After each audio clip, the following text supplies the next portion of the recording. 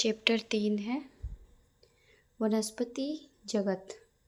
शैवाल। शैवाल क्लोरोफिल, सरल थैलाइड, सोपोषी तथा मुख्यतः जलीय अलाउडी जल तथा समुद्री दोनों का जीव है। शैवाल को देख लेते हैं। शैवाल क्लोरोफिल युक्त, सरल थैलाइड, स्वपोषी तथा मुख्यतः जलीय अलाउडी जल तथा समुद्र दोनों का जीव है। दूसरा है वे अन्य आवास जैसे नमयुक्त पत्थर, मिट्टी तथा लकड़ी में भी पाए जाते हैं। वे क्या करते हैं? अन्य आवास जैसे नमयुक्त पत्थरों, मिट्टी तथा लकड़ी में भी पाए जाते हैं। शैवाल उनमें कुछ कवक, लाइकेन तथा प्राणियों के संगठन भी पाए जाते हैं। जैसे देख लेते हैं स्लॉथ और रीछ। शैवाल में क्या होते हैं? कुछ कवक, लाइकेन में तथा प्राणियों के संगठन में पाए जाते हैं, जैसे स्लॉथ और रीछ। शैवाल के माप तथा आकार में बहुत विभिन्नता होती है। शैवाल का जो माप और आकार होता है बहुत विभिन्न होता है। एक कॉलोनी जैसे वालवाक्स तथा तंतुमयी जैसे यूलोथ्रिक्स, स्पाइरोगायरा तक हो सकता है। शैवाल क्या है? कॉलोनी जैसे वालवाक्स तथा तंतुमयी जैसे यूलोथ्रिक्स, स्पाइरोगायरा तक हो सकता है। इनमें से कुछ शैवाल जैसे केल्प बहुत विशालकाय होते हैं। शैवाल जो होते हैं इनमें से कुछ जो होते हैं वो केल्प बहुत विशालकाय होते हैं। और शैवाल कायिक, अलैंगिक तथा लैंगिक जनन करते हैं। शैवाल कायिक, अलैंगिक और लैंगिक जनन करते हैं। कायिक जनन विखंडन विधि द्वारा होता है। कायिक जनन कैसे होता है? विखंडन विधि द्वारा होता है। इनके प्रत्येक खंड में थैलस बन जाता है। कायिक जनन जो होता है विखंडन विधि द्वारा होता है। इनमें प्रत्येक खंड में थैलस बन जाता है। अलैंगिक जनन विभिन्न प्रकार के बीजाणुओं द्वारा होता है। अलैंगिक जनन क्या होता है? विभिन्न प्रकार के बीजाणुओं द्वारा होता है। बीजाणु जूस्पोर होता है। बीजाणु जीस्पोर होता है। इनमें कशाभिका फ्लैजिला होता है। बीजाणु में क्या होता है? कशाभिका फ्लैजिला होता है। ये चलायमान होता है। अंकुरण के बाद इनमें पौधे बन जाते हैं। बीजाणु क्या होता है? कशाभिका फ्लैजिला होता है। ये चलायमान होता है। अंकुरण के बाद इनमें पौधे बन जाते हैं। फिर लैंगिक जनन में, अलैंगिक जनन में देख चुके हैं आप। ये है लैंगिक जनन। लैंगिक जनन में दो युग्मक संलगित होते हैं। लैंगिक जनन में दो युग्मक संलगित होते हैं। ये युग्मक कशाभिका युक्त, फ्लैजिला युक्त तथा माप में समान होते हैं, जैसे यूलोथ्रिक्स। लैंगिक जनन में दो युग्मक संलगित होते हैं। पहला है युग्मक कशाभिका युक्त, दूसरा है फ्लैजिला युक्त तथा माप में ये समान होते हैं। लैंगिक जनन में जो दो युग्मक होते हैं वो समान होते हैं, जैसे यूलोथ्रिक्स, अथवा फ्लैजिला विहीन लेकिन समान माप वाले हो सकते हैं। फ्लैजिला विहीन लेकिन समान माप वाले हो सकते हैं। जैसे देख लेते हैं, ऐसे जनन को समयुग्मकी कहते हैं। मतलब जैसे स्पाइरोगायरा, ऐसे जनन को समयुग्मकी कहते हैं। स्पाइरोगायरा जैसे जनन को समयुग्मकी कहते हैं। ये है पूरा। जिसको नोट्स बनाना है ले सकता है स्क्रीनशॉट।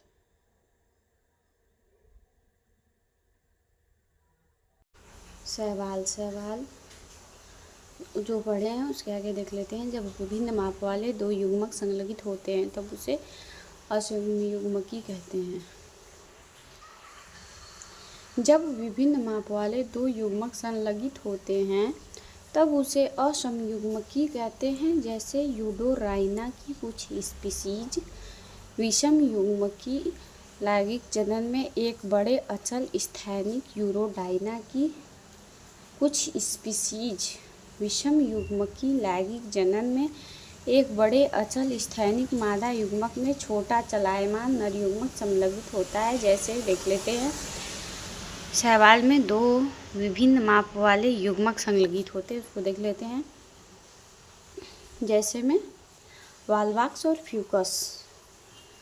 शैवाल में ही यह है। मनुष्य के लिए शैवाल बहुत उपयोगी होता है। मनुष्य के लिए शैवाल जो होता है बहुत उपयोगी होता है। पृथ्वी पर प्रकाश संश्लेषण के दौरान कुल स्थिरीकृत कार्बन डाइऑक्साइड का लगभग आधा भाग शैवाल स्थिर करते हैं।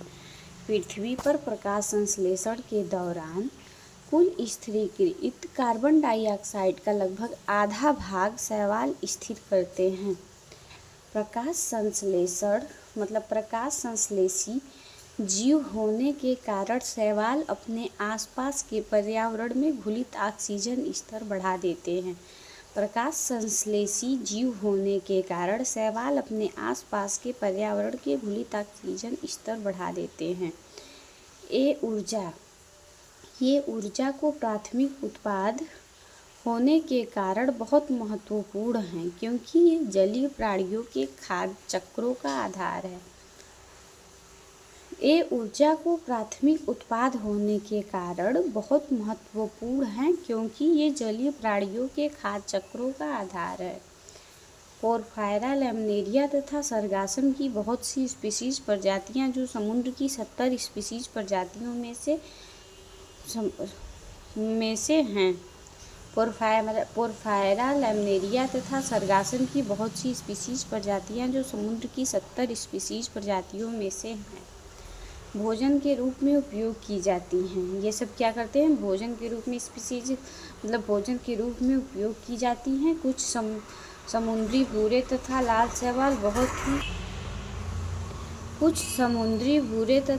शैवाल बहुत ही अधिक कैरागीन लाल शैवाल से का उत्पादन करते हैं, जिनका व्यावसायिक उपयोग होता है। जैसे में देख लेते हैं, जिलेडियम तथा ग्रेसिलेरिया से एगार प्राप्त होता है।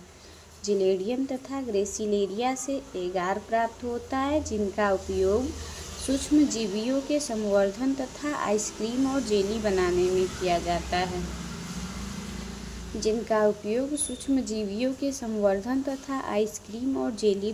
में किया जाता है। जिलेडियम तथा ग्रेसिलेरिया से एगार प्राप्त होता है, जिनका उपयोग सूक्ष्म जीवियों के संवर्धन में तथा आइसक्रीम और जेली बनाने में किया जाता है। क्लोरेला तथा स्पुलाइना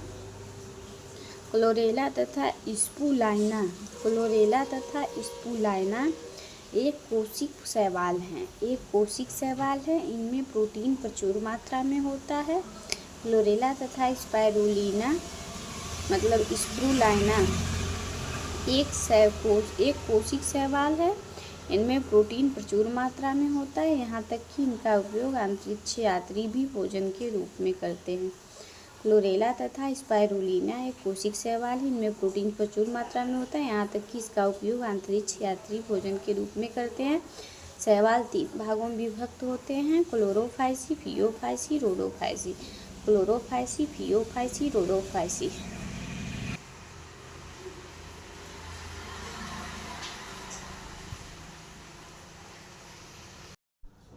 क्लोरोफाइसी के सदस्य प्रायः हरा शैवाल कहते हैं। क्लोरोफाइसी के जो सदस्य होते हैं हरा शैवाल होते हैं। एक कोशिक कॉलोनी में अथवा तंतुमयी हो सकते हैं। क्लोरोफाइसी में क्लोरोफिल ए बी के प्रभावी होने के कारण इसका रंग हरी घास की तरह होता है। क्लोरोफिल ए तथा बी के प्रभावी होने के कारण इसका रंग हरी घास की तरह होता है। क्लोरोफाइसी में वर्णक सुस्पष्ट क्लोरोप्लास्ट में होते हैं।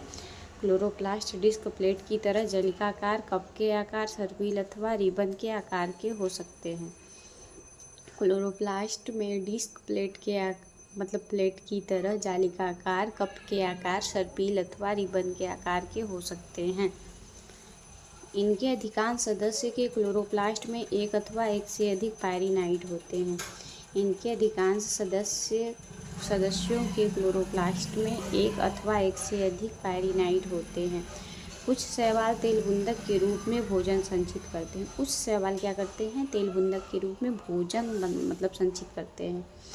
हरे शैवाल में प्रायः एक कठोर कोशिका भित्ति होती है। जो हरा शैवाल होता है उसमें प्रायः एक कठोर कोशिका भित्ति होती है, जिनकी भीतर का जो सतह होता है सेलुलोज का और बाहरी सतह पैक्टोज की बनी होती है। भीतरी सतह सेलुलोज की, बाहरी सतह पैक्टोज की बनी होती है। हरे शैवाल में प्रायः एक कठोर कोशिका भित्ति होती है, जिसकी भीतरी सतह सेलुलोज की तथा बाहरी सतह पैक्टोज की बनी होती हैं। कायिक जनन प्रायः तंतु के टूटने अथवा विभिन्न प्रकार के बीजाणु जूस्पोर के बनने से होता है। कायिक जनन प्रायः तंतु के टूटने अथवा विभिन्न प्रकार के बीजाणु स्पोर के बनने से होता है। अलैंगिक जनन फ्लैजिला युक्त जूस्पोर से होता है। क्लोरोफाइसी में अलैंगिक जनन क्लोरोफाइसी में अलैंगिक जनन फ्लैजिला युक्त जूस्पोर से होता है। जूस्पोर जो स्पोंजिया चल बीजाणु में बनते हैं। जूस्पोर स्पोंजिया चल बीजाणु में बनते हैं। जूस्पोर जो स्पोंजिया कहाँ बनते हैं? चल बीजाणु में बनते हैं। लैंगिक जनन में लैंगिक कोशिकाओं के बनने में बहुत विभिन्नता दिखाई पड़ती है। लैंगिक जनन में लैंगिक कोशिकाओं के बनने में बहुत विभिन्नता दिखाई पड़ती है। समयुग्मकी, असमयुग्मकी, विषमयुग्मकी हो सकते हैं। समयुग्मकी, असमयुग्मकी, विषमयुग्मकी हो सकते हैं। इसके सामान्य सदस्य क्लेमाइडोमोनास, यूलोथ्रिक्स, स्पाइरोगायरा तथा कारा। क्लेमाइडोमोनास, यूलोथ्रिक्स, स्पाइरोगायरा तथा कारा। दूसरा है फियोफाइसी। फियोफाइसी अथवा भूरे शैवाल मुख्यतः समुद्री आवास में पाए जाते हैं। फियोफाइसी कहाँ पाए जाते हैं? भूरे शैवाल मुख्यतः समुद्री आवास में पाए जाते हैं। उनके माप और आकार में बहुत विभिन्नता होती है। इनका जो माप और आकार होता है बहुत विभिन्न होता है। सरल शाखित तंतुमयी एक्टोकार्पस से लेकर सघन शाखित जैसे केल्प तक हो सकते हैं। फियोफाइसी में सरल शाखित तंतुमयी एक्टोकार्पस से लेकर सघन शाखित जैसे केल्प तक हो सकते हैं। केल्प की ऊंचाई 100 मीटर तक हो सकती है। केल्प की ऊंचाई जो होती है 100 मीटर तक हो सकती है। इनमें क्लोरोफिल ए, सी, कैरोटीनाइड तथा ज़ैंथोफिल होता है। केल्प की ऊंचाई 100 मीटर तक हो सकती है। इनमें क्लोरोफिल ए और सी, कैरोटीनाइड तथा ज़ैंथोफिल होता है। फियोफाइसी में ए और सी, कैरोटीनाइड तथा ज़ैंथोफिल होता है। फियोफाइसी में इनका रंग जो होता है जैतूनी हरे से लेकर भूरे के विभिन्न शेड तक हो सकता है।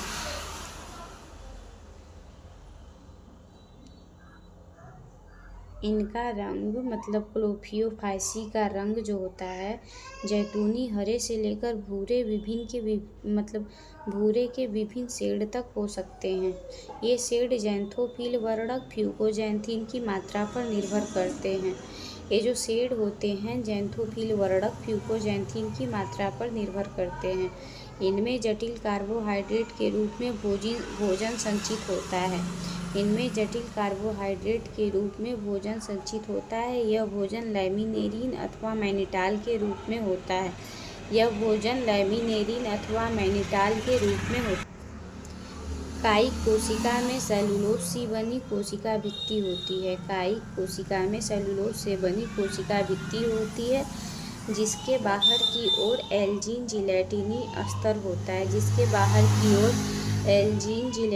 अस्तर होता है।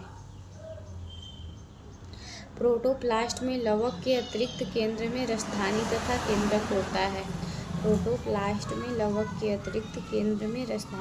केंद्रक होता है। पौधे प्रायः संलग्न द्वारा अंतःस्तर सबस्ट्रेट से जुड़ा होता है। फियोफाइसी में पौधे प्रायः संलग्न द्वारा अंतःस्तर से सबस्ट्रेट से जुड़ा होता है और इसके एक वृत्त तथा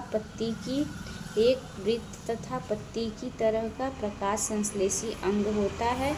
इसके कायिक जनन विखंडन विधि द्वारा होता है।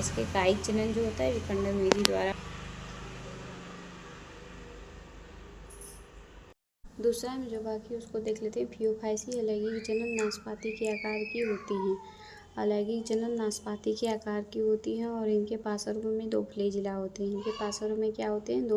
होते हैं। इनके सामान्य सदस्य देख लेते हैं। एक्टोकार्पस, डिक्टियोटा, लैमिनेरिया, सर्गासम तथा फ्यूकस हैं। और फ्यूकस हैं। रोडोफाइसी तीसरा है। रोडोफाइसी लाल शैवाल हैं। रोडोफाइसी क्या है? लाल शैवाल है। इनका लाल रंग लाल वर्णक आर फाइक्लोएरिथ्रिन के कारण होता है। रोडोफाइसी लाल शैवाल हैं। इनका लाल रंग लाल वर्णक आर फाइक्लोएरिथ्रिन के कारण होता है।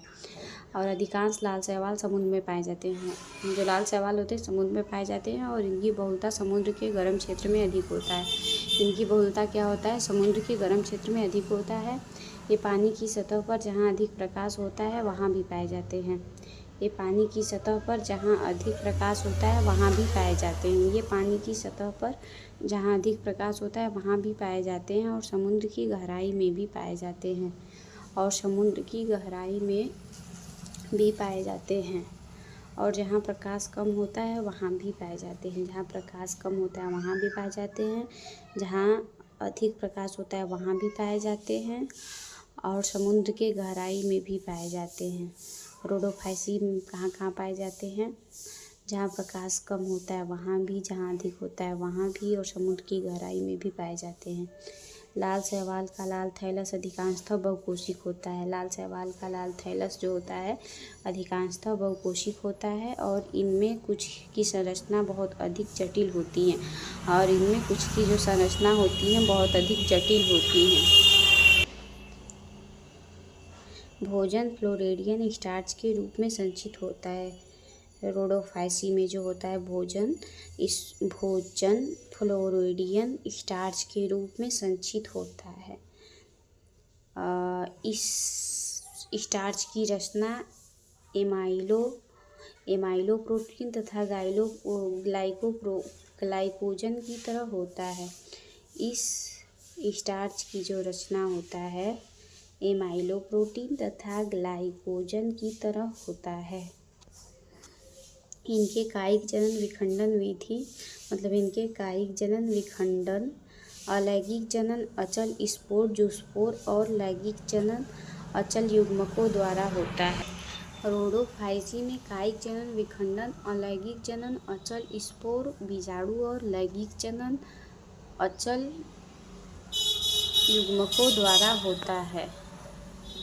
लैंगिक जनन विषम युग्मजीय होता है। लैंगिक जनन क्या होता है? विषम युग्मजीय होता है और इसके पश्चात निश्चनोत्तर होता है।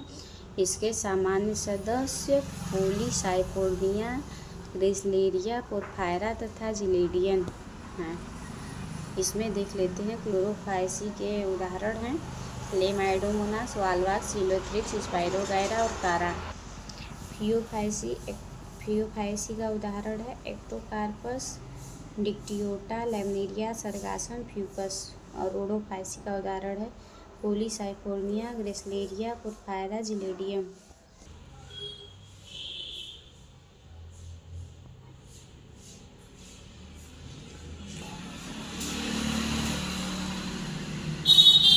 ब्रायोफाइट देख लेते हैं। ब्रायोफाइट में मांस तथा लिवरवर्ट आते हैं। ब्रायोफाइट में क्या आते हैं? मांस और लिवरवर्ट आते हैं जो प्रायः पहाड़ियों में और नम तथा छायादार स्थानों में पाए जाते हैं। आप पहाड़ियों में देखे होंगे नम और छायादार स्थान जो होता है उसी क्षेत्र में पाए जाते हैं ब्रायोफाइट का पादप जगत के जलस्तर भी कहते हैं। ब्रायोफाइट को पादप जगत का जलस्तर भी कहते हैं क्योंकि ये भूमि पर जीवित रहते हैं, क्योंकि ये भूमि पर जीवित रह सकते हैं। ब्रायोफाइट को पादप जगत के जलस्तर भी कहते हैं। ब्रायोफाइट को पादप जगत के जल स्तर भी कहते हैं क्योंकि ये भूमि पर जीवित रह सकते हैं। ब्रायोफाइट में लैंगिक जनन के लिए जल स्तर जल पर निर्भर करते हैं। ब्रायोफाइट में लैंगिक जनन के लिए जल पर निर्भर करते हैं। ये प्रायः नम, सीलन, आर्द्र तथा छायादार स्थानों पर पाए जाते हैं। ये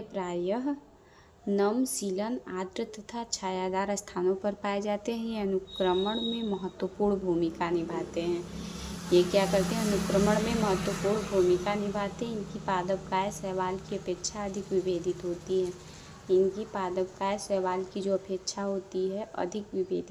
है। यह थैलस की तरह होता है। ब्रायोफाइट में यह थैलस की तरह होता है और शयान अथवा सीधा होता है।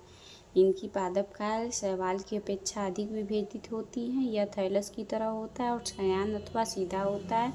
एक कोशिक और बहुकोशिक मूलाभ द्वारा सबस्ट्रेटम से जुड़ा होता है। एक कोशिक और बहुकोशिक किससे जुड़ा होता है? मूलाभ द्वारा सबस्ट्रेटम से जुड़ा होता है। इनमें वास्तविक मूल, तना अथवा पत्तियां नहीं होते हैं। ब्रायोफाइट में क्या होता है? वास्तविक मूल, तना और पत्तियां नहीं होती हैं। इनमें क्या होती हैं? मूल सम, पत्ती सम और तना सम होते हैं। मूलसम, तनासम, पत्तीसम संरचना होती हैं। ब्रायोफाइट में मूलसम, तनासम, पत्तीसम संरचना होती हैं और मूल तना अथवा पत्तियां नहीं होती हैं। मूलसम, तनासम, पत्तियां सम होती हैं। ब्रायोफाइट की मुख्यकाय अगुणित होती हैं। ब्रायोफाइट की मुख्यकाय अगुणित होती हैं। ये युग्मक उत्पन्न करते हैं। ब्रायोफाइट की मुख्यकाय अगुणित होती हैं। ये युग्मक उत्पन्न करते हैं। इन्हें युग्मकोद्भिद कहते हैं। जो युग्मक उत्पन्न करते हैं उन्हें युग्मकोद्भिद कहते हैं। ब्रायोफाइट की मुख्यकाय अगुणित होती हैं। ये युग्मक उत्पन्न करते हैं। इन्हें युग्मकोद्भिद कहते हैं। ब्रायोफाइट में लैंगिक अंग बहुकोशिक होते हैं। ब्रायोफाइट में लैंगिक अंग जो होते हैं बहुकोशिक होते हैं। नर लैंगिक अंग को पूधानी कहते हैं। नर लैंगिक अंग को क्या कहते हैं? पूधानी कहते हैं। ये द्विकशाभिका पुंमंग उत्पन्न करते हैं। नर लैंगिक अंग द्विकशाभिका पुंमंग उत्पन्न करते हैं। नर लैंगिक अंग को पूधानी कहते हैं। ये द्विकशाभिका पुंमंग उत्पन्न करते हैं। मादा जनन अंग को स्त्रीधानी कहते हैं। नर लैंगिक अंग को पूधानी कहते हैं। ये द्विकशाभिक पुंमंग उत्पन्न करते हैं। मादा जनन अंग को स्त्रीधानी कहते हैं। ये फ्लास्क के आकार का होता है जिसमें एक अंड होता है। मादा जनन अंग को स्त्रीधानी कहते हैं। ये फ्लास्क के आकार का होता है। ये किस आकार का होता है? फ्लास्क के आकार का होता है जिसमें एक अंड होता है। ब्रायोफाइट में मादा जनन अंग को स्त्रीधानी कहते हैं। ये फ्लास्क के आकार का होता है जिसमें एक अंड होता है। पुंमंग को पानी में छोड़ दिया जाता है। पुंमंग को क्या किया जाता है? पानी में छोड़ दिया जाता है। ये स्त्रीधानी के संपर्क में आते हैं और अंडे में संलगित हो जाते हैं। स्त्रीधानी के संपर्क में आते हैं और अंडे में संलगित हो जाते हैं जिसके कारण युग्मक बनता है। युग्मक में तुरंत न्यूनीकरण विभाजन होता है। युग्मक में तुरंत न्यूनीकरण विभाजन होता है। इससे एक बहुकोशिक बीजाणुद्भिद स्पोरोफाइट बन जाता है। इससे एक बहुकोशिक बीजाणुद्भिद स्पोरोफाइट बन जाता है। स्पोरोफाइट क्या होता है? मुक्तजीवी नहीं होती हैं। स्पोरोफाइट क्या होती हैं? मुक्तजीवी नहीं होती हैं, बल्कि यह प्रकाश संश्लेषण युग्मकोद्भिद से जुड़ा होता है। इससे अपना पोषण प्राप्त करता रहता है। स्पोरोफाइट मुक्तजीवी नहीं है, बल्कि यह प्रकाश संश्लेषी युग्मकोद्भिद से जुड़ा होता है। इससे अपना पोषण प्राप्त करता रहता है। स्पोरोफाइट की कुछ कोशिकाओं में न्यूनीकरण विभाजन होता है। स्पोरोफाइट में कुछ कोशिका जो होती हैं न्यूनीकरण विभाजन द्वारा होता है और जिससे अगुणित बीजाणु अंकुरित होकर युग्मकोद्भिद में विकसित हो जाती हैं। अगुणित बीजाणु जब अंकुरित होगा तो युग्मकोद्भिद में विकसित हो जाएगा। ब्रायोफाइट का बहुत कम आर्थिक महत्व है। लेकिन कुछ मांस शाकाहारी स्तनधारी पक्षियों तथा अन्य प्राणियों को भोजन प्रदान करता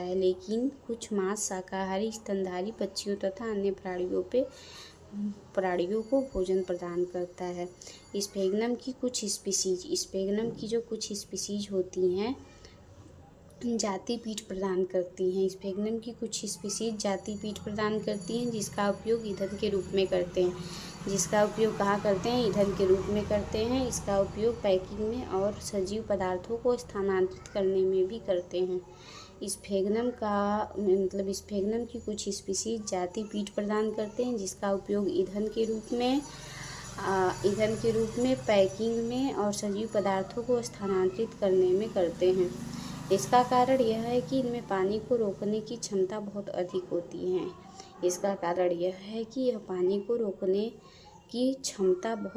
होती है।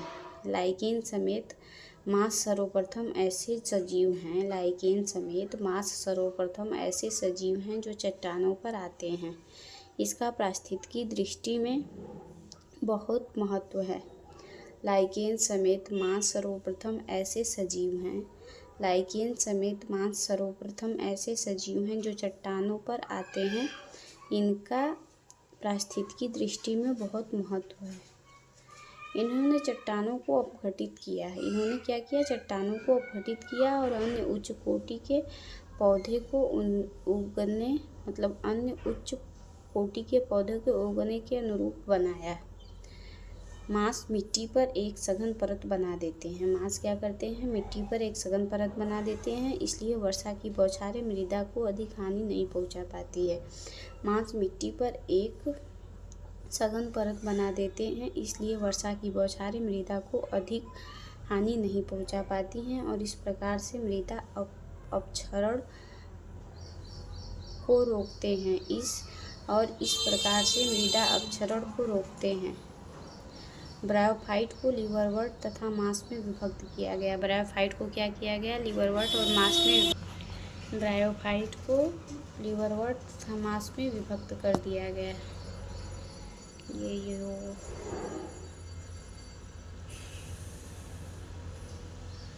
जिसको नोट्स बनाना है स्क्रीनशॉट ले सकता है। ये रहा पूरा नोट्स।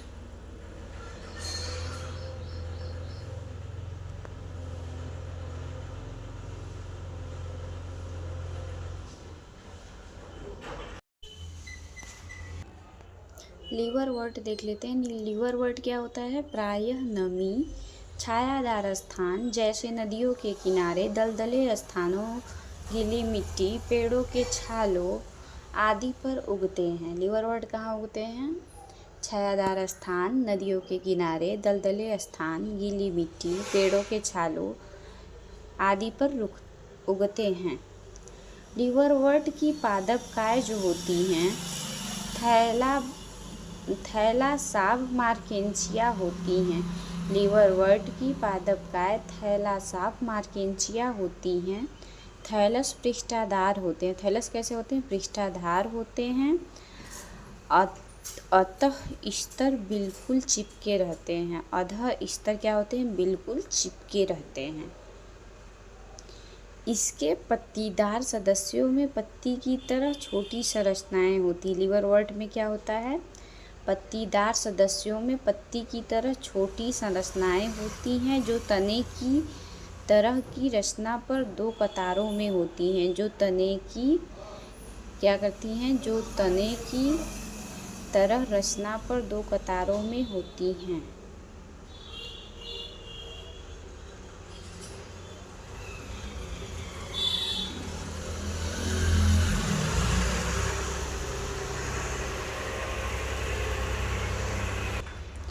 लिवरवर्ट में अलैंगिक जनन थैलस के विखंडन अथवा विशिष्ट संरचना जेमा द्वारा होता है में स्थित होती हैं।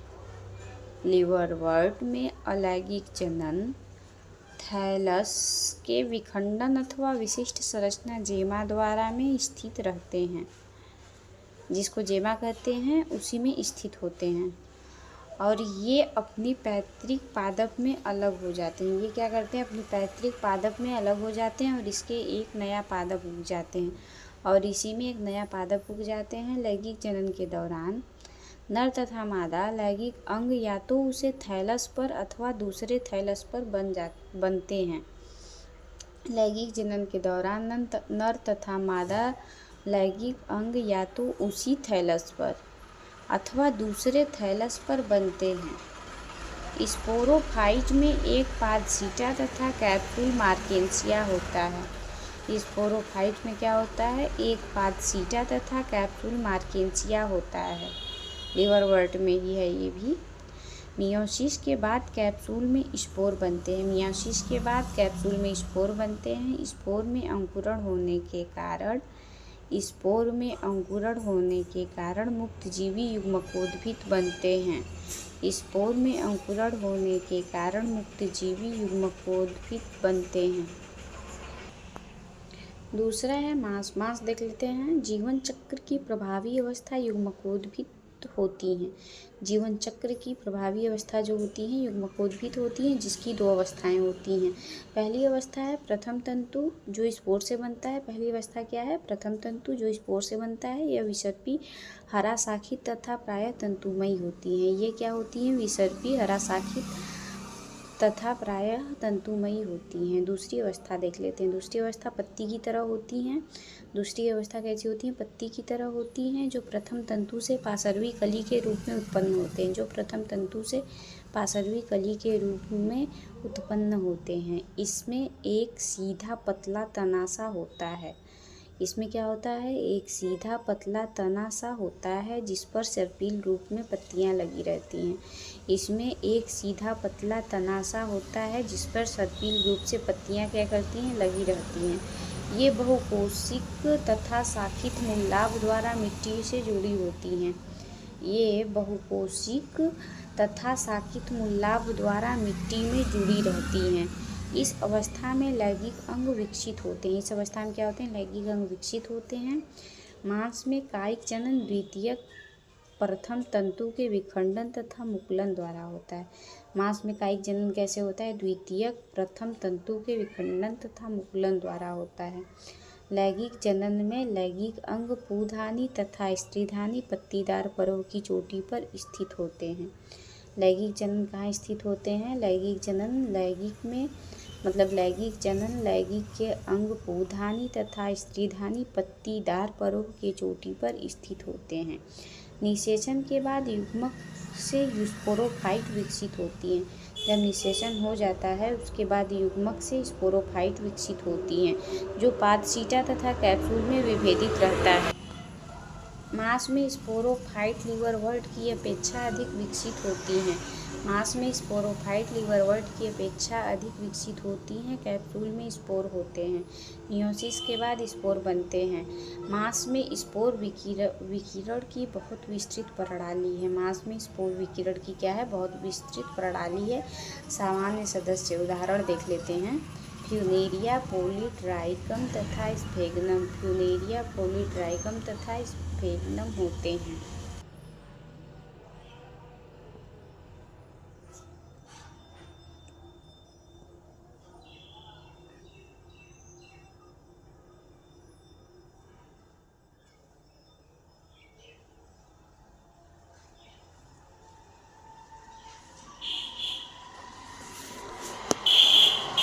टेरिडोफाइट।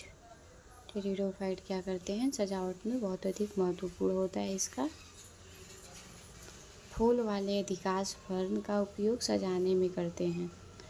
फूल वाला अधिकांश जो फर्न होता है सजाने में करते हैं और सजावटी पौधों के रूप में उगते हैं। सजावटी पौधों के रूप में भी उगाया जाता है। विकास की दृष्टि से यह स्थल पर उगने वाले सर्वप्रथम पौधे हैं। विकास की दृष्टि से यह स्थल पर उगने वाले सर्वप्रथम पौधे हैं, जिसमें संवहन उत्तक, जाइलम उत्तक तथा फ्लोएम उत्तक होते हैं। जीवाश्मी रिकॉर्ड के अनुसार टेरिडोफाइट 350 मिलियन वर्ष पूर्व प्रणाली बन जीवाश्मी रिकॉर्ड के अनुसार टेरिडोफाइट 350 मिलियन वर्ष पूर्व प्रभावी वनस्पति थे। जीवाश्मी रिकॉर्ड के अनुसार टेरिडोफाइट 350 मिलियन वर्ष पूर्व प्रभावी वनस्पति थे और वे तने रूपी थे। और क्या थे? तने रूपी थे। टेरिडोफाइट के अंतर्गत हार्सटेल तथा फर्न आते हैं। टेरिडोफाइट के अंतर्गत क्या आते हैं? हार्सटेल और तथा फर्न आते हैं। टेरिडोफाइट ठंडे गीले छायादार स्थानों पर पाए जाते हैं। टेरिडोफाइट कहाँ पाए जाते हैं? ठंडा गीला छायादार स्थान पर पाए जाते हैं। यद्यपि कुछ रेतीली मिट्टी में भी अच्छी तरह उगते हैं। टेरिडोफाइट क्या करते हैं? रेतीली मिट्टी में भी अच्छी तरह से उगते हैं। टेरिडोफाइट में मुख्य पादप का स्पोरोफाइट है, जिसमें वास्तविक मूल तथा तना पत्तियां होती हैं। टेरिडोफाइट में मुख्य पादप का स्पोरोफाइट है, जिसमें वास्तविक मूल, तना तथा पत्तियां होती हैं। इन अंगों में सुस्पष्ट समूहन ऊतक कहते हैं। इन अंगों को क्या कहते हैं? सुस्पष्ट समूहन ऊतक कहते हैं। टेरिडोफाइट में पत्तियां छोटी लघुपर्ण होती हैं। उदाहरण सिलेजिनेला अथवा बड़ी बृहद पर्ण हो सकती हैं। सिलेजिलेना सिनेजिनेला अथवा बड़ी बहुपर्ण हो सकती हैं, जैसे फर्न स्पोरोफाइट में बीजाणुधानी होती हैं, जो पत्ती की तरह के बीजाणुपर्ण पर लगी होती हैं। उदाहरण सिलेजिनेला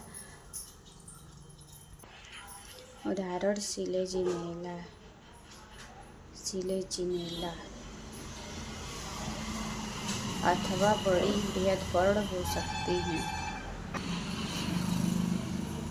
उदाहरण सिलेजिनेला अथवा बड़ी बृहदपर्ण हो सकती हैं, जैसे फर्न स्पोरोफाइट में बीजाणुधानी होती हैं, जो पत्ती के तरह के बीजाणुपर्ण पर लगी होती हैं।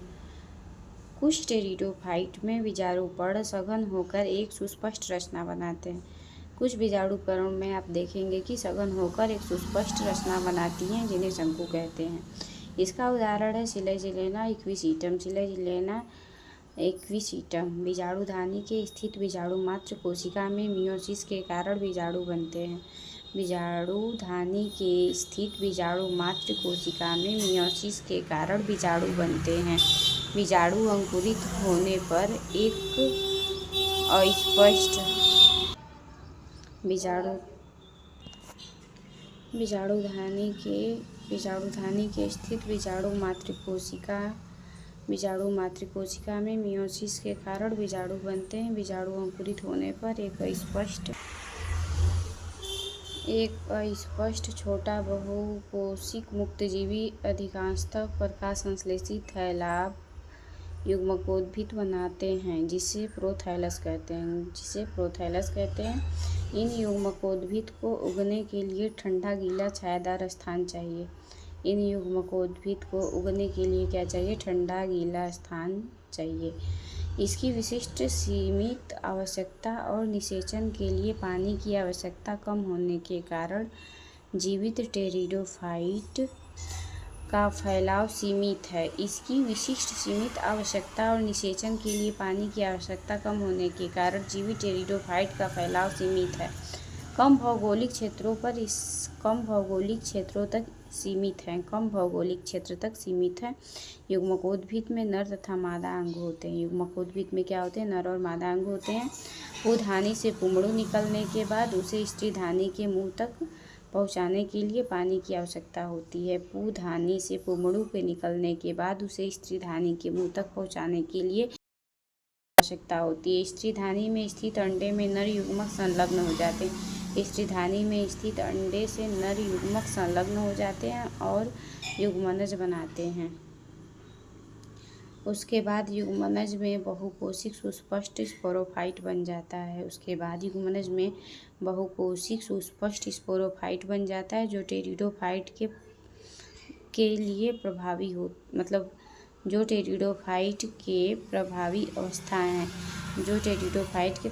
अवस्था हैं।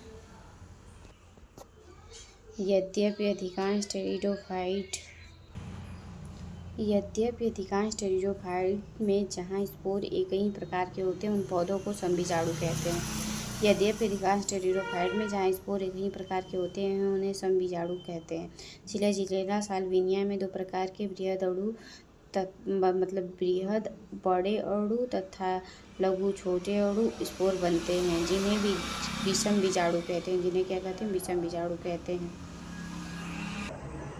बड़े बृहद बीजाणु मादा तथा छोटे लघु बीजाणु नर। बड़े बृहद बीजाणु मादा तथा छोटे लघु बीजाणु नर से क्रमशः मादा तथा नर युग्मकोद्भिद बन जाते हैं। ऐसे पौधों में मादा युग्मकोद्भिद अपनी आवश्यकताओं की पूर्ति के लिए पैतृक स्पोरोफाइट से जुड़ा रहता है।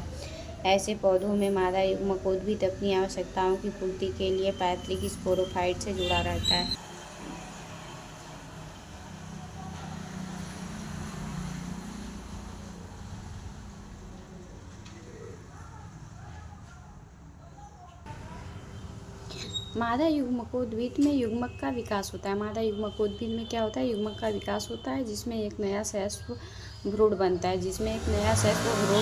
यह घटना बहुत महत्वपूर्ण समझी जाती है, जो बीजी प्रकृति की ओर ले जाती है।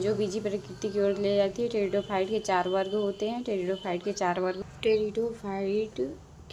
वर्ग होते हैं। पहला है साइलोपसीडा साइलोटम, दूसरा है लाइकोप्सिडा सिलेजिनेला तथा लाइकोपोडियम। तीसरा है स्पिनोपसीडा इक्विसिटम। चौथा है टीरोपसीडा ड्रायोप्टेरिस तथा एंडिएटम। ये है।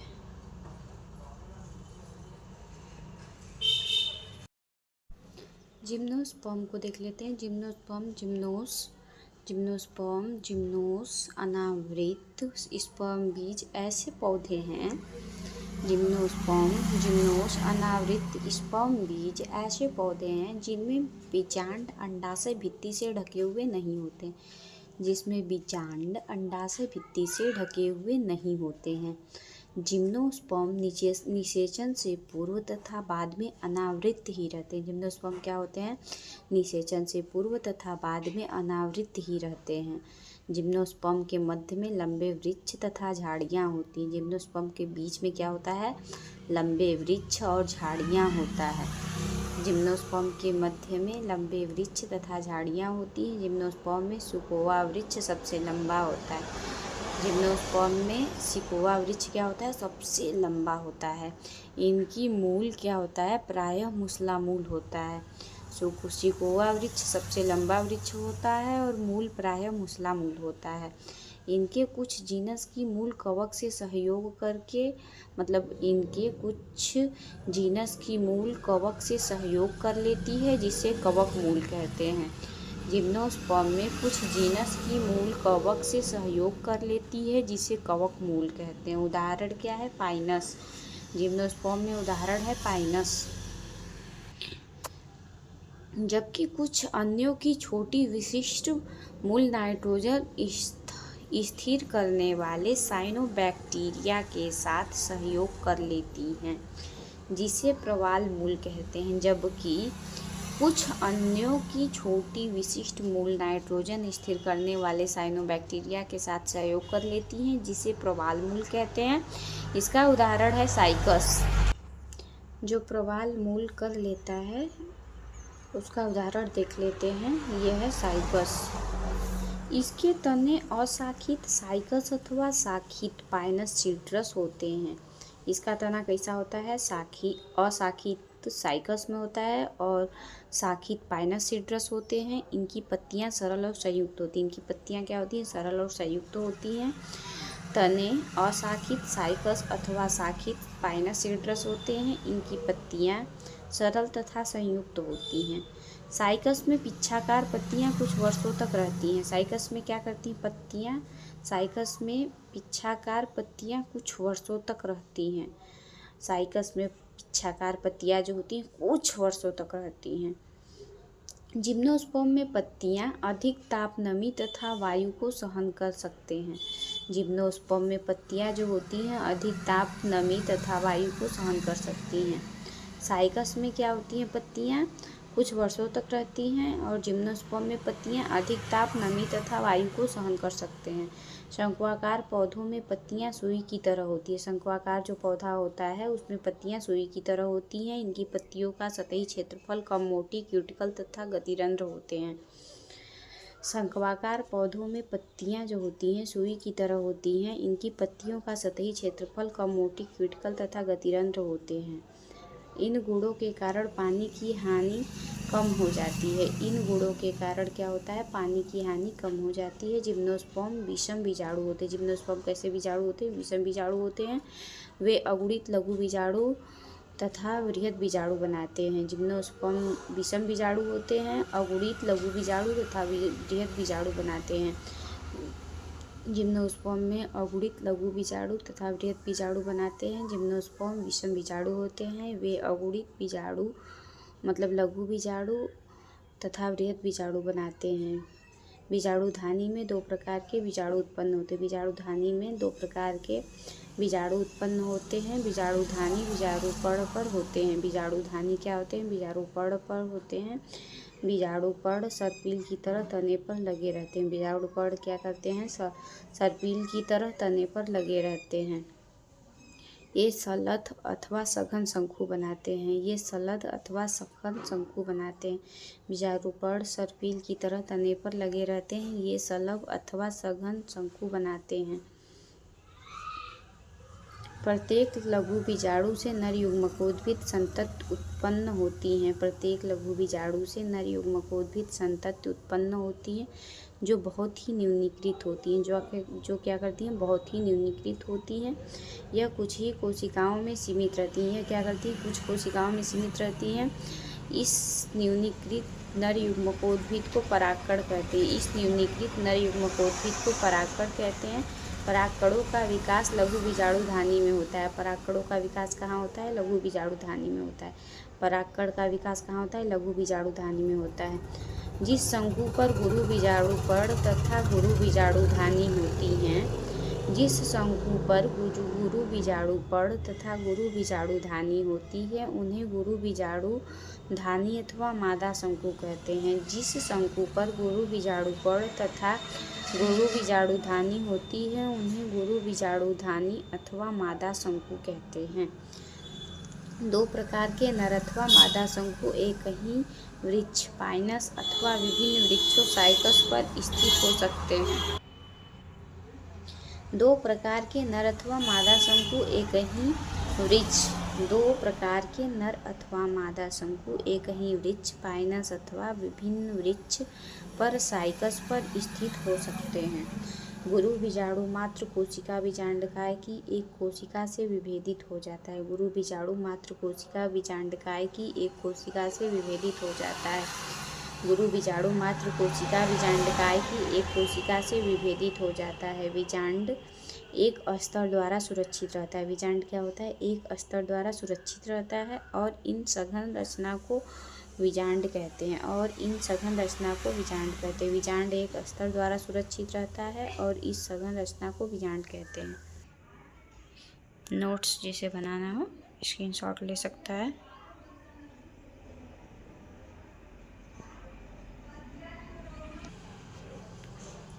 बीजांड गुरु बीजाणुपर्ण पर होते हैं। बीजांड कहाँ होते हैं, गुरु बीजाणुपर्ण पर होते हैं, जो एक गुच्छा बनाकर मादा शंकु बनाते हैं। बीजांड गुरु बीजाणुपर्ण पर होते हैं, जो एक गुच्छा बनाकर मादा शंकु बनाते हैं। गुरु बीजाणु मात्र कोशिका में मियोसिस द्वारा 4 गुरु बीजाणु बन जाते हैं। गुरु बीजाणु मात्र कोशिका में मियोसिस द्वारा 4 गुरु बीजाणु बन जाते हैं। गुरु बीजाणुधानी बीजांडकाय स्थित अकेला गुरु बीजाणु मादा युग्मकोद्भिद में विकसित होता है। गुरु बीजाणुधानी बीजांडकाय स्थित अकेला गुरु बीजाणु युग्मकोद्भिद में विकसित होता है। इसमें 2 अथवा 2 से अधिक स्त्रीधानी अथवा मादा जनन अंग होते हैं। इसमें 2 अथवा 2 से अधिक स्त्रीधानी अथवा मादा जनन अंग होते हैं। बहुकोशिक मादा युग्मकोद्भिद गुरु बीजाणुधानी में ही रह जाते हैं। बहुकोशिक मादा युग्मकोद्भिद भी गुरु बीजाणुधानी में रह जाते हैं। बहुकोशिक मादा युग्मकोद्भिद गुरु बीजाणु में ही रह जाते हैं। जिम्नोस्पर्म में दोनों ही नर तथा मादा युग्मकोद्भिद ब्रायोफाइट तथा टेरिडोफाइट की तरह स्वतंत्र नहीं होते हैं। जिम्नोस्पर्म में दोनों ही नर और मादा युग्मकोद्भिद ब्रायोफाइट और टेरिडोफाइट की तरह स्वतंत्र नहीं होते हैं। वे क्या करते हैं, स्पोरोफाइट पर बीजाणुधानी में ही रहते हैं। वे स्पोरोफाइट पर बीजाणुधानी में रहते हैं। बीजाणुधानी में परागकण बाहर निकलते हैं। बीजाणुधानी में परागकण बाहर निकलते हैं। गुरु बीजाणुपर्ण पर स्थित बीजांडकाय में छिद्र तक हवा द्वारा ले जाए जाते हैं। बीजाणुधानी में परागकण बाहर निकलते हैं। गुरु बीजाणुपर्ण पर स्थित बीजांडकाय के छिद्र तक हवा द्वारा ले जाए जाते हैं। परागकण से एक परागनली बनती है। परागकण से एक परागनली बनती है। परागकण से एक परागनली बनती है जिसमें नर युग्मक होते हैं। परागकण से एक परागनली बनती है जिसमें नर युग्मक होते हैं। यह परागनली स्त्रीधानी की ओर जाती है। यह परागनली क्या करती है, स्त्रीधानी की ओर जाती है, वहाँ पर शुक्राणु छोड़ देती है। निषेचन के बाद युग्मक बनता है जिसमें भ्रूण विकसित होता है। निषेचन के बाद क्या होता है, युग्मक बनता है जिसमें भ्रूण विकसित होता है। निषेचन होने के बाद युग्मक बनता है, उसमें भ्रूण विकसित होता है और बीजांड से बीज बनाते हैं। बीजांड से क्या करते हैं, बीज बनाते हैं। ये बीज से ढके हुए नहीं होते हैं। ये बीज से ढके हुए नहीं होते। निषेचन के बाद युग्मक बनता है जिसमें भ्रूण विकसित होता है। बीजांड से बीज बनते हैं जो बीज से ढके हुए नहीं होते हैं। यह परागनली स्त्रीधानी की ओर जाती है और वहाँ पर शुक्राणु छोड़ देती है। निषेचन के बाद युग्मक बनता है जिसमें भ्रूण विकसित होता है और बीजांड से बीज बनते हैं। ये बीज ढके हुए नहीं होते। यह है पूरा नोट्स, जिसे बनाना स्क्रीनशॉट ले सकता है। ये है साइकस का पौधा, ये है पाइनस का पौधा, ये है गिंगको का पौधा।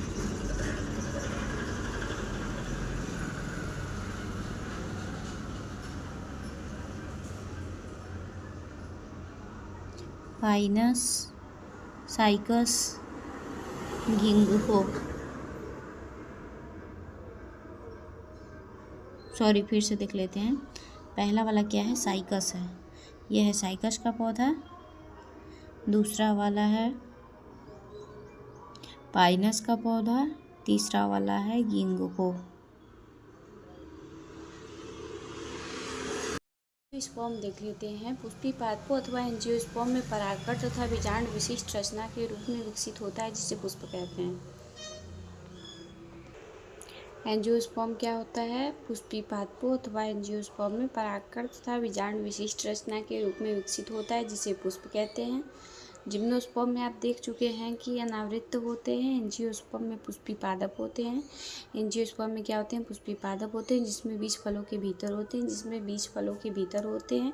यह पादपों में सबसे बड़ा वर्ग है। एंजियोस्पर्म जो होता है पादपों में सबसे बड़ा वर्ग होता है। उनके वास स्थान भी बहुत व्यापक होते हैं। इनका माप सूक्ष्मदर्शी जियोउल्फिया से लेकर सबसे ऊंचे वृक्ष यूकेलिप्टस 100 मीटर से अधिक ऊंचाई तक होता है। इनका माप सूक्ष्मदर्शी जीव से लेकर सबसे ऊंचे वृक्ष यूकेलिप्टस 100 मीटर से अधिक ऊंचाई तक होता है। इनमें हम भोजन, चारा, ईंधन, औषधियाँ तथा अन्य दूसरे आर्थिक महत्व के उत्पाद प्राप्त होते हैं। इनसे क्या होते हैं? हमें भोजन, चारा, ईंधन, औषधि तथा अन्य दूसरे आर्थिक महत्व का उत्पाद प्राप्त होता है। ये दो वर्गों में द्विबीजपत्री और एक बीजपत्री में विभक्त होते हैं। एंजियोस्पर्म क्या होते हैं? दो वर्गों में, मतलब एंजियोस्पर्म द्विबीजपत्री पौधों की, मतलब एंजियोस्पर्म दो वर्गों में द्विबीजपत्री तथा एक बीजपत्री में विभक्त होते हैं। द्विबीजपत्री पौधों की पहचान बीजों में दो बीजपत्रों के होने, पत्तियों में जालिका रूपी शिराविन्यास तथा पुष्पों में चतुष्टयी अथवा पंचटयी होने, अर्थात पुष्प के प्रत्येक पुष्पी चक्र में 4 अथवा 5 सदस्यों के होने के आधार पर की जाती हैं। दूसरी ओर एक बीजपत्री पौधे के बीज केवल एक बीजपत्री का होना होता है। पत्ती में समांतर शिराविन्यास एवं त्रिटयी पुष्प, अर्थात प्रत्येक पुष्प चक्र में 3 उपांग होते हैं। पत्ती में समांतर शिराविन्यास एवं त्रिटयी पुष्प, अर्थात प्रत्येक पुष्प चक्र में 3 उपांग होते हैं। एक बीजपत्री पौधों के विशेष अभिलक्षण हैं। एक बीजपत्री पौधे के क्या हैं? विशेष अभिलक्षण हैं। द्विबीजपत्री पौधे के बीज में 2 बीजपत्र होते हैं। एक बीजपत्री के पौधे में विशेष अभिलक्षण होते हैं। द्विबीजपत्री पौधे में 2 बीजपत्र होते हैं। एक बीजपत्री में 1 बीजपत्र होते हैं। 2 वाले में 2 बीजपत्र होते हैं। एक बीजपत्री में 1 बीजपत्र होते हैं। पुष्प में लैंगिक पुकेसर लघु बीजाणु पत्र हैं। प्रत्येक पुकेसर में एक पतला तंतु होता है, जिसकी चोटी पर परागकोश होता है। पुष्प में लैंगिक पुकेसर लघु बीजाणु पत्र हैं। प्रत्येक पुकेसर में एक पतला तंतु होता है, जिसकी चोटी पर परागकोश होता है। परागकोश के अंदर परागमृत कोशिका अर्धसूत्रण द्वारा विभाजित होकर लघु बीजाणु बनाती है। परागकोश में अंदर परागमृत कोशिका अर्धसूत्रण द्वारा विभाजित होकर लघु बीजाणु बनाती हैं, जो परिपक्व होकर परागकण बनाती हैं। पुष्प में मादा लैंगिक अंग स्त्रीकेसर अथवा अंडक होते हैं। पुष्प में मादा लैंगिक अंग स्त्रीकेसर अथवा अंडक होते हैं। स्त्रीकेसर के आधार पर फूला हुआ अंडाशय तथा उससे जुड़ी हुई लंबी पतली वर्तिका एवं उससे शीर्ष पर वर्तिकाग्र होता है। अंडाशय के अंदर अंडक उपस्थित होते हैं। अंडाशय के अंदर क्या होता है? अंडक उपस्थित होते हैं। सामान्यतः प्रत्येक अंडाशय में एक गुरु बीजाणु मात्र कोशिका होता है। जो अर्धसूत्रण द्वारा विभाजित होकर 4 अगुणित गुरु बीजाणु बनाती हैं। जिसमें से 3 अविकसित हो जाती हैं और एक विभाजित होकर भ्रूणपोष बनाती हैं। जो विभाजित होती हैं वो भ्रूणपोष बनाती हैं। प्रत्येक भ्रूणपोष में 3 कोशिकीय अंड समुच्चय और एक अंड कोशिका तथा 2 सहायक कोशिकाएं, 3 प्रतिव्यासांत कोशिकाएं तथा 2 ध्रुवीय कोशिकाएं होती हैं। 2 ध्रुवीय कोशिकाएं आपस में जुड़ जाती हैं जिसमें द्विगुणित द्वितीयक केंद्रक बनता है। परागकण परागकोश से निकलने के बाद हवा अथवा अन्य परागकण परागकोश से निकलने के बाद हवा अथवा अन्य एजेंसियों द्वारा स्त्रीकेसर के वर्तिकाग्र पर स्थानांतरण कर दिए जाते हैं। परागकण वर्तिकाग्र पर अंकुरित होते हैं जिससे परागनली बनती है। परागकण वर्तिकाग्र पर अंकुरित होते हैं जिससे परागनली बनती है। परागनली वर्तिकाग्र तथा वर्तिका के ऊतकों के बीच होती हुई बीजांड तक पहुँचती हैं। परागनली जो होती हैं वर्तिकाग्र तथा वर्तिका के ऊतकों के बीच से होती हुई बीजांड तक पहुँचती हैं। जिसको नोट्स बनाना है स्क्रीनशॉट ले सकता है। परागनली भ्रूणपोष के अंदर जाती है जहाँ पर फटकर यह 2 नर युग्मकों में छोड़ देती हैं। परागनली भ्रूणपोष के अंदर जाती है जहाँ पर फटकर यह 2 नर युग्मकों को छोड़ देती है। इनमें से एक नर युग्मक अंड कोशिका से संलगित हो जाता है। युग्मक संलयन एवं युग्मनज बनाता है। युग्मक संलयन एवं युग्मनज बनाता है। ली संलयन दूसरा नर युग्मक द्विगुणित होकर द्वितीयक केंद्रक से संलगित करता है जिससे त्रिगुणित प्राथमिक भ्रूणपोष केंद्रक बनता है। इसमें 2 संलयन होते हैं, युग्मक संलयन व ली संलयन।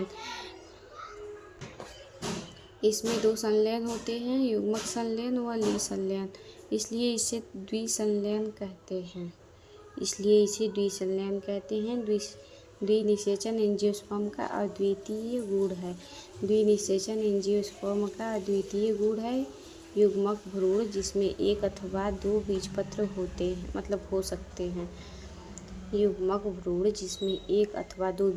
सकते हैं में विकसित हो सकते हैं और प्राथमिक भ्रूणपोष केंद्रक भ्रूणपोष में विकसित होते हैं। प्राथमिक भ्रूणपोष कहाँ विकसित होते हैं? प्राथमिक भ्रूणपोष केंद्रक भ्रूणपोष में विकसित होते हैं। भ्रूणपोष विकासशील भ्रूणपोष को पोषण प्रदान करता है। इन घटनाओं के दौरान बीजांड से बीज बनते हैं। बीजांड से क्या होता है? बीज बनता है। अंडाशय से फल बन जाता है। निषेचन के बाद सहायक कोशिकाएं तथा प्रतिव्यासांत कोशिकाएं लुप्त हो जाती हैं। निषेचन के बाद क्या होता है? सहायक कोशिका तथा प्रतिव्यासांत कोशिकाएं लुप्त हो जाती हैं। यह है परागनली मतलब एंजियोस्पर्म का कुछ टॉपिक ये है। जिसको लेना है स्क्रीनशॉट ले सकता है। ये है एंजियोस्पर्म का फिगर। पहला वाला है द्विबीजपत्री, दूसरा है एकबीजपत्री। ये वाला है द्विबीजपत्री, यह है एकबीजपत्री। एंजियोस्पर्म का जीवन चक्र ये देख लेते हैं। चित्र दिया है, इसमें आप देख लेंगे।